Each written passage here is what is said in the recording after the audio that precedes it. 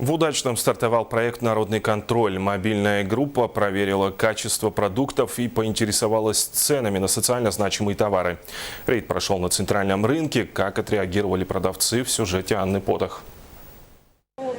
Группа народного контроля состояла из 3 человек. В первую очередь их интересовали цены на мясо – куры, говядина, свинина, баранина. Контролеры требовали сертификаты качества и товарные накладные, чтобы сравнить закупочные цены с фактическими. Действовали согласно законов о государственном регулировании торговой деятельности и о защите прав потребителей. Как показал рейд, цены на прилавке в среднем на 100 рублей выше, чем в закупке. Но, например, в отделе овощей в начале проверки вообще ценников не оказалось. Их наклеили только спустя полчаса, и то не на все продукты. Очень большие нарушения, несоответствие ценника.